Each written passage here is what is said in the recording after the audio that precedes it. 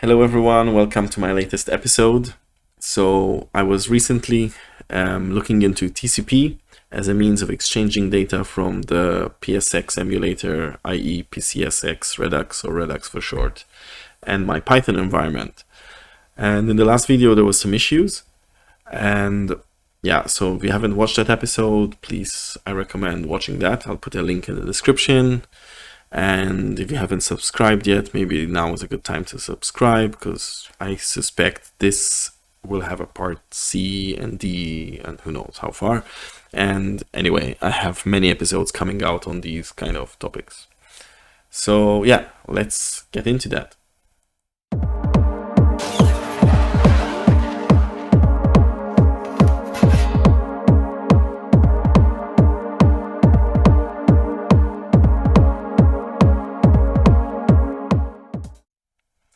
So last time, basically, I set up a very crude TCP, and there were a couple of issues. I think the biggest one, I had data coming out of the emulator to Python and data from Python to the emulator. So data out of the emulator was at the right rate, i.e. 50 data transmissions per second, which is what I want, because that's what the maximum the real PlayStation could at least output visually. But data going from Python to Redux was faster than Redux could handle, because again, it's processing at the speed it's rendering. So yeah, when a status or a parameter I'm sending to Redux is changed, let's say we had an integer change from 1 to 2, Redux was still perceiving 1 because it's still consuming what's at the head of this buffer. And so you'd see it's still registering 1 and then eventually registering the new value, say 2. So I think I've solved that, as in we got a good baseline to now work from. And we also had an issue with taking a screenshot to then transfer via TCP. So the screenshot part is kind of resolved. Transferring is not yet resolved, and I want to look into that. And the next thing I started to think about is, I want to get some agent going. I don't care, so I think I'm going to try and get an agent that randomly applies throttle. But I want to make sure the agent can detect when the race actually started. You know, this countdown 3, 2, 1, and then the race starts. So I think we need the agent to know when it's time to go, because basically before the time to go, the agent should probably, and I'm not certain on this, who knows, maybe there is an optimization we humans cannot see, but I assume we would want the agent to keep the throttle slammed no matter what until the light says go, or the screen says go, or the countdown ended. I can't remember what it looks like. So yeah, let's get into it.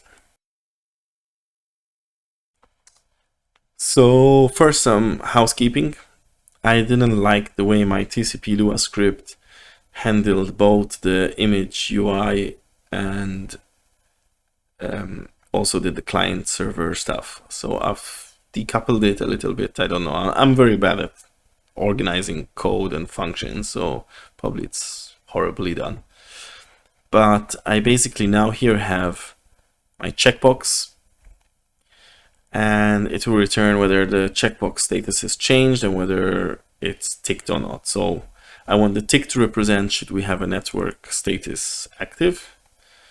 And probably I'll add later some function to check if the connection is still open, and if it's not, it will force this status to be false. And then the change. And then what I'm doing is passing these two, whether the status has changed and what is the current status of the tick box, to this netTCP function, which is now a function that only deals with what has to be done once you decide you want to have a TCP. So the upper part is almost the same, and below is some fudge work I implemented to prove or test that things work in the way I want, buffer wise. So let's look at that. So here on the server side, again, super fudgy. What did I do? So it's going to send, okay, so first thing is it's expecting to receive 1 byte. And my client is just going to send the single character A. And that way, the server is waiting for that to receive that byte before it does anything else itself. And that's how the server is going to be slowed down to the rate of Redux. In a sense, receiving this byte is like the tick for it to do something. And then I've just put an incremental counter called counter. Wow, very original. This is just, it will make sense in a second, but basically for the first 500 steps, it's going to send the value 1, then it's going to send the value 2, and we'll be seeing the number 500 printed out when it hits 500. And on Lua, we have also another counter called counter as well, which is also going to increment. And yeah, I suppose we would want this increment to be done at least after printing.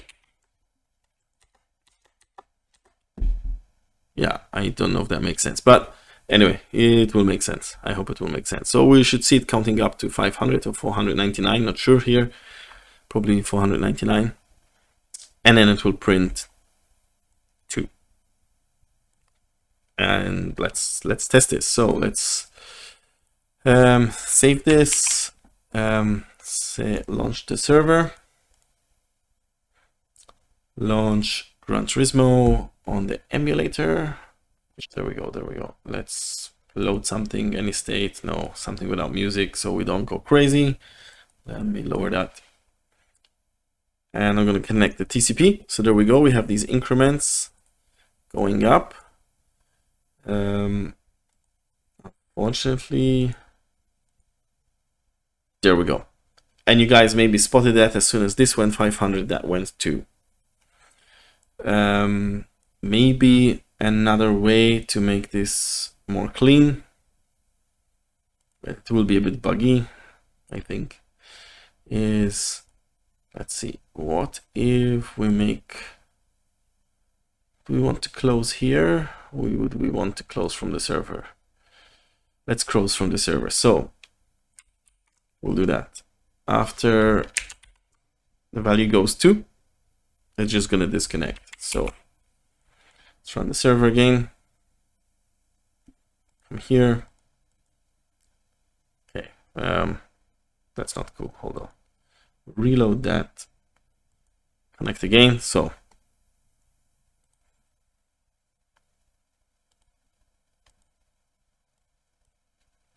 oh, by the way, I'm not pressing the throttle. This is the script taking over. So yeah, and because we never got to send the message to, it remained on. So okay, let's fix this.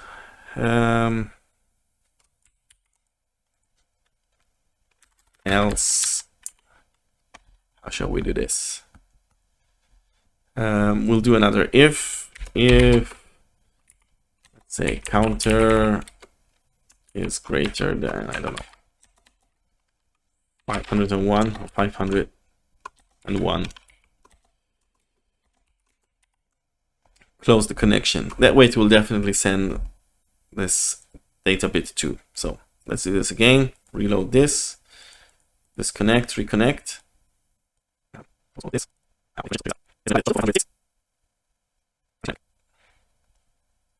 We didn't disconnect. Send data to. What did we have in Lua? Okay, so let's do one more thing. Let's make it print whatever data is. Just so I don't lose my mind.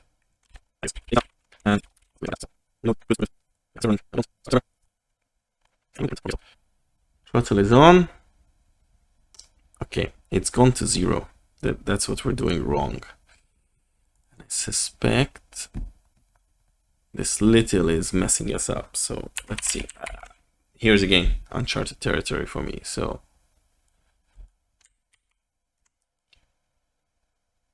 oh yeah, this close. This is so silly of me. Sorry guys. So hold on. Let's stop this. So here we are. So again, sorry, slightly tidied up my code. So it's gonna send the value 1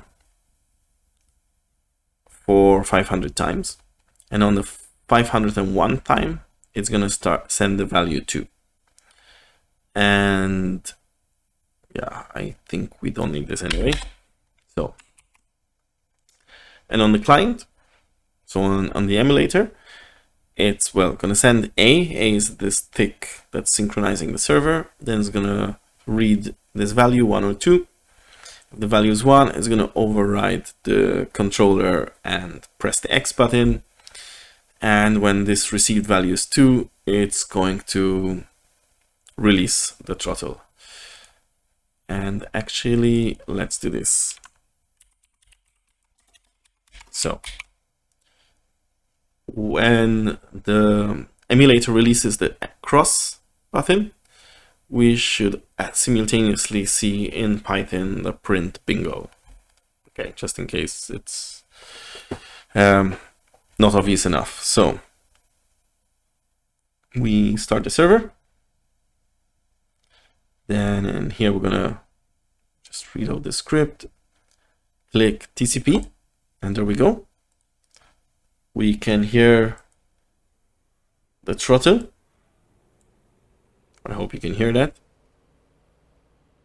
And now the throttle is released. So we saw this happen simultaneously. So maybe it would be good if the car is against the wall. When the car is against the wall, we can hear the throttle clearly, because we get wheel spin. So controller. In fact, you know what? We might as well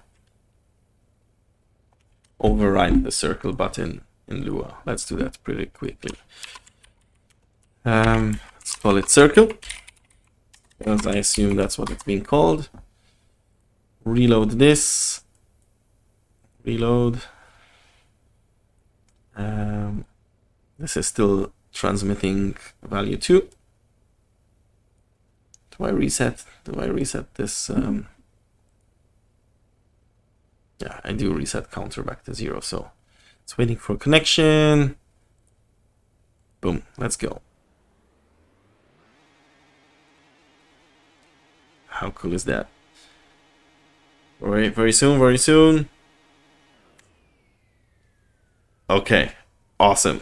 So we now have this synchronized functionality working. I'm so happy. Something very trivial, but yeah, small things. Next, mini progress. So let me mute the emulator again, so we don't lose our minds, even though I can still hear it in the headphone. Yeah, so the other issue we had last time was this pcsx.gpu.take screenshot. So I thought I'm using it incorrectly. It turns out the documentation didn't match the actual implementation, so the .gpu was lacking. Luckily, Nicholas, the main developer of the emulator and the I think the original developer, main developer, and my guru for anything emulation, PlayStation related. Yeah, he fixed this already. And now this works. So check this out. Go on the emulator, reload the script, run TCP, because I linked it to this for some stupid reason. You can see it's showing down here the resolution. And it's interesting. So if you go to the start screen is 640 by 480. The menu is at 320 by 240 resolution. The home is a 640 by 480. And it's pretty interesting, right? So, I mean, the function is working. We just now need a way of transmitting it over. So, I have a couple of ideas for that. So, of course, it's a struct with width, height, and the bits per pixel. And then the actual data, which is in the form of a slice, which I'm not sure what it even means accurately. I kind of roughly get what it means. But anyway, we got the pixel data. So one method would be to process it here and send it, serialize it somehow to send over TCP and rebuild it into an array. Because once we know the width, we know the height and the BPP, we can build an image. Or ideally, we have a way of sending this whole struct as it is. I think Nick is working on implementing a library on the Lua end that is actually already partially implemented on the C++ side of the emulator, which is protobuf, which would be really cool, because then if we have protobuf, I can implement the protobuf library in Python, protobuf library that Lua will have, and convert any kind of data into raw bytes, transmit over, and re-encode it back into its original structure, which would be cool, because I could send, the width, height, and image as a set without any ambiguity of individual fields. Probably is going to be good. Oh yeah, and so now let's look into that issue I was mentioning about the race start. So again, we're going to use the delta over time. My assumption is there's a flag before the race starts at 0 and it turns to 1 when the race starts. It could be the opposite. I cheated, I already done this, and it was the way I just said, and not the opposite. And to be honest, I anyway thought that if I was coding this, I'd say, so to do that, by the way, this is the bug, by the way, Nick, if you're watching. I cannot start it, but if I go to another state, X works. And if I go back to the Supra, if I toggle between these, eventually it works. So go figure that. Anyway, so we're going to scan everywhere that is a 0. I'm going to scan again where it hasn't changed. And now that the race started, there we go. So now we got a number of flags. So it's obvious this top ones are not it. So candidate is 304, 4AO. So now what I'm going to do is reload that race. And look at this. 34A0 is 0. And yeah, it changes to 1 as soon the race goes. So how cool is that? So we found a new variable that I want to test submitting to Python. So first 3408. So let's make a memo of that. Let's implement it into our Gran Turismo GUI. Let's use a slider. It's doesn't make sense to use a slider for this, but yeah. So let's call this race. Oh, race start. And where's the address? B34A0. B34A0. And it should go 0 to 1. I think it's an unsigned 8. Oh. Let's try again. So reload.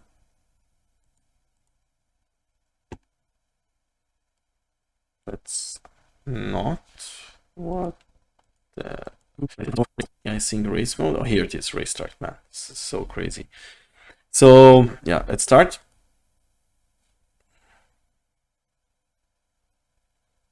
Well, yeah, because right now the handbrake is still on, so it automatically starts the race. So that's... Did it do what we thought it should do? Okay. So it's interesting. Nick, again, if you're watching, the controller doesn't work even when the override is on. I'll just reload this state. Not worked. Again, not worked. Again. Again. Just for the fun, you need to hear the beeps. I'm gonna change. It will work one day, I'm sure.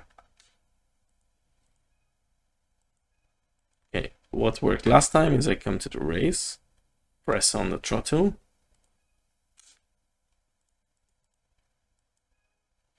I didn't click this time, man. Go figure. So let's see, race start. Will it change exactly on the beep? No, it was a little bit ahead of time, right? That's irritating now. We need to find something else. Okay, this is gonna drive me nuts. So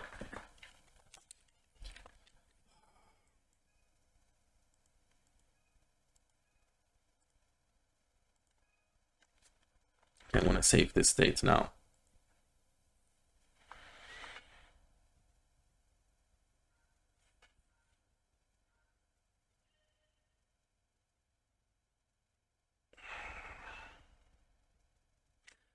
I wonder if in my mind it's too early because the chime hasn't ended, but maybe we actually normally get control at the start of the chime.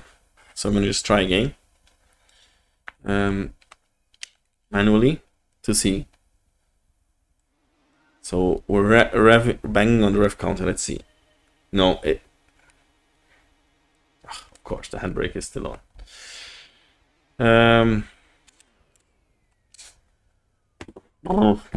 Let's fix the handbrake. Here we go again. So throttle down, and let's see. Man, no, this is disappointing. This definitely changed that fraction of a second too early.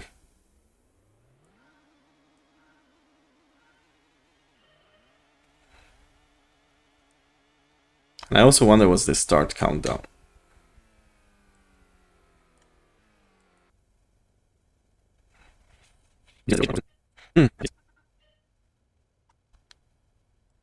So let's try the opposite, huh? Let's try something that the value is 1.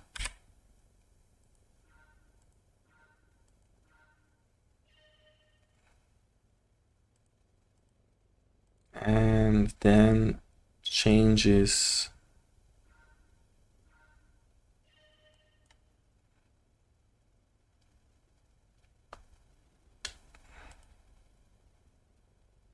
okay, so we got a bunch of variables that are at 1.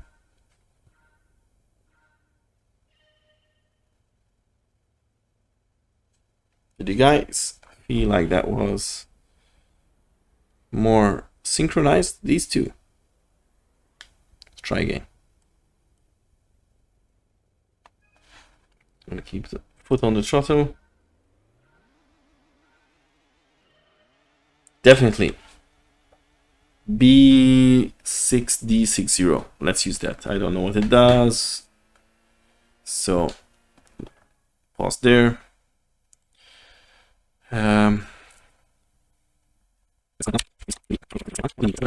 What's it? What was it? So was it the one that jumps to 2? Let's try it again.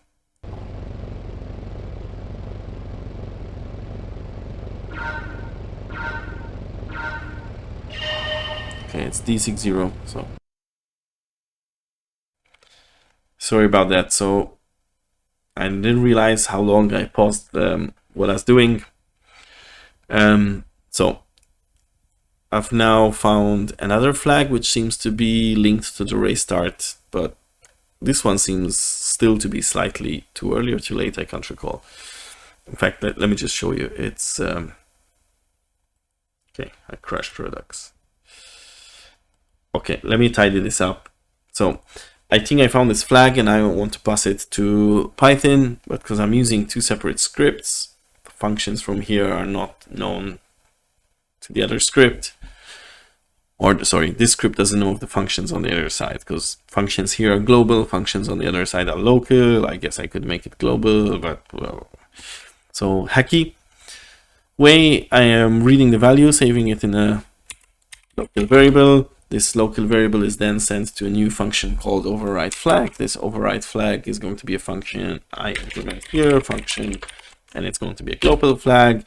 Give me data, and then what it's going to do is, yeah, just override this variable. I suppose this variable was global. I could have just, yeah, but anyway, it's not nice. So it's only slightly less not nice now.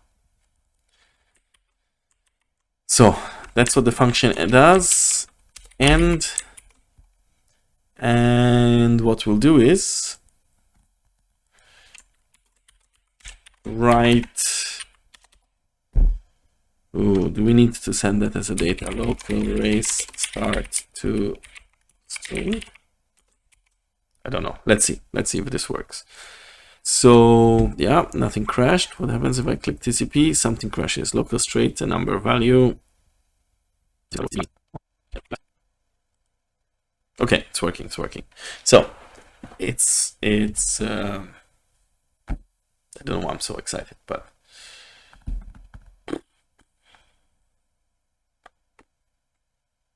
what is it actually sending? That's the mystery. So now our synchronization story is again going to go broken.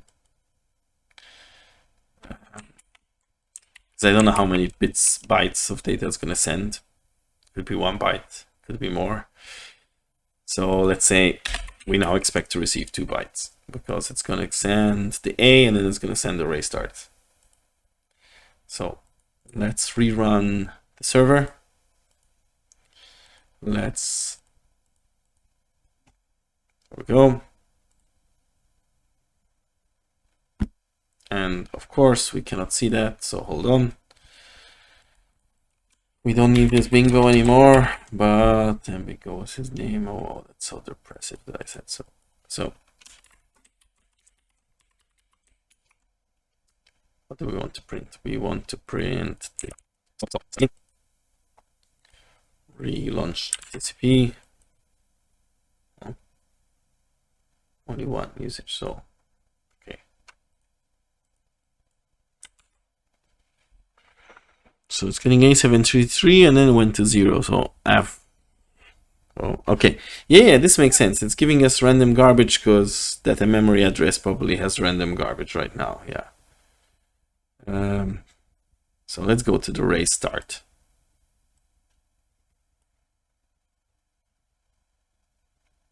So we're getting A1, A1, A1. I don't know why I bothered printing, and now it went to 0. So cool. We got memory data from Redux getting to our Python environment.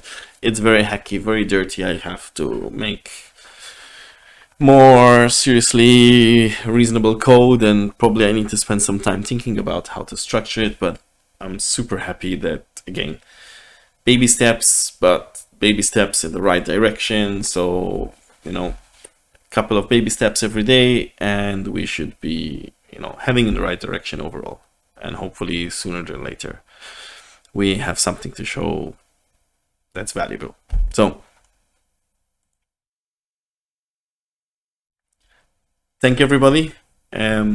This episode is going to be heavily edited because I occasionally paused myself and forgot to resume recording. Again, I was doing things on the fly. Yeah, I think for the next episode, I definitely want to get images being transferred over. Hopefully Nick has resolved or implemented successfully protobuf.